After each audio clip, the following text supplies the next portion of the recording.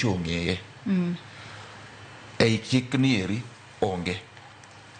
To kwan dier wadwa ng'iyo kaka wasebedo kwa tiyo e pacho ka. To gikatana kaka jowa ma regulate wasebedo ka tiyo. Iyudo ka gisetim matek ma kiwango mag jok matiyo ka onge lesen. Tin tieto kwa wache ni gionge gintie.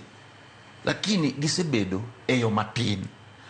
Koro chik ni e authority ni madwa kao teko mag jo regulators gi. E jok madhi bedo authority ni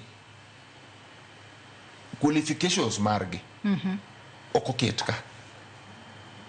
Nikech giwacho ni gin PS mochung' ne treasury, PS mochung' ne migawo mar thieth. Giwacho ni director general mar thieth, kasto giwacho ni chairman, to giwacho ni jo county be dhi kelo ng'atgi.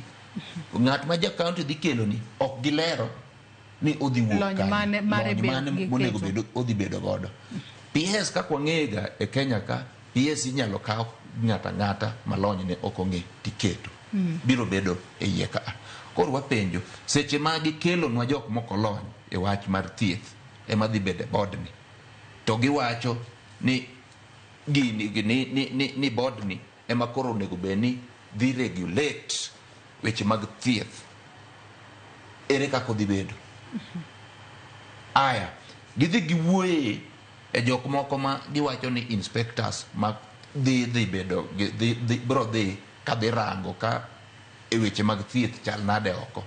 Ok giwe keto lony mekgi. Manyiso ni en ng'at minyalo kwanya kumora mora tikele ting'ise ni in koro dhi ti. Wadhi yudo quality magitemo wacho ni koso quality dhi bedo mapiny. Magi penjo mwapenjore godo. Aya, nitiere acts moko ma bende gine ne pend chike moko ma gidhi gikawo kasto giwacho giketo ka. Kaka act mar chief manokelo social health authority ni eri. Nitiere tribunal ma onego be ni bedo mang'iyo ywak mowuok kuom ji, gin ma giwinjo ywak go eko to gi loso ywak go mondo ng'ato ka ng'ato yene ni ratiche oko kethi. Pok gi loso tribunal no nyaka ne chief ni losi higa achiel mokalo. To sani e act ni giwacho ni koro gituro macha to girwake ka. Adwa ni mak paro no gi kanyo nikech ang'e ni gini kaka oluonge ka